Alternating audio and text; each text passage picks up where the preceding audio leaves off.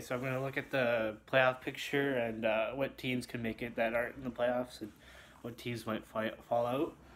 So we're looking at the East. Really, it's only one spot up for grabs. Florida's like the only team that could catch these wild card teams, unless the wild card teams just don't win anymore, and the Eastern teams that aren't in the playoffs go on a run.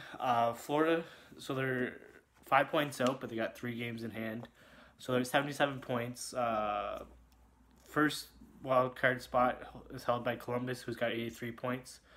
They got, I don't know how many games left. And New Jersey Devils has got 82 is the second wild card spot. They're 5-5 in the last 10. Columbus is 8-2, and Florida is 7-2-1. So looking at the schedules, Florida's got Boston 3 times, Toronto and Columbus, so that's 5 games against playoff spots. New Jersey Devils got Toronto, Washington, Pittsburgh's twice, Tampa, and the Sharks, I think. So wicked schedule for them. That's going to be pretty hard. And then Columbus has Pittsburgh, Nashville, and Boston, so other than that, pretty decent schedule. So obviously, if you go by schedule, you would pick New Jersey Devils to fall out if Florida's were to get in. I can see this happening. Obviously, Florida's had a really good last 10, and New Jersey Devils been average. So those are the 2 teams. I think New Jersey's going to fall out. Florida's going to make it. Look at the West. The Pacific Division, Anaheim has 9 games left. They have 86 points. LA, who is in a wild card spot, so Anaheim would just drop down to that wild card spot if they got jumped by LA. It's got 10 games left, so 1 more than Anaheim.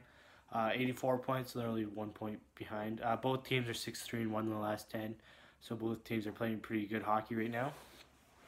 So we'll look at the wild card.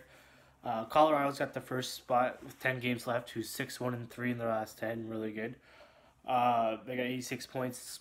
They play Vegas twice, the Sharks, and LA twice, so that's 5 games out of 10 that are left against playoff teams. LA Kings got 84 points, 10 left as well. They're 6-3-1, obviously. They got the Jets, the Ducks, and Colorado, so that's 4 against playoff teams. Then the first team that's out of the playoffs is Dallas. They got 9 left, so 1 less than the teams ahead of them. They're 2-4-4 in their final last 10 games. They play the Caps, they play Boston, they play the Flyers, they played the Wild twice. So it's going to be a pretty tough schedule for them. I don't see them moving up too much. And then St. Louis would be the team that I would think could jump ahead. They have 10 games left, 83 points, so they are only 1 point behind. They're 5-4-1 in the last 10, pretty decent schedule. In the last 10, I mean, they played Boston, Columbus, Vegas, the Ducks, LA, Washington, and Colorado. So if they're going to make it in, it's going to have to be a pretty good stretch against playoff teams. And then obviously I kind of threw Calgary in here. They have 80 points, so they're 4 points back, but they played 1 more game. They're 3-6-1 in the last 10 games, so pretty bad. I don't see them making it up. I really don't see any of these teams falling out just because of the schedule that St. Louis and Dallas have.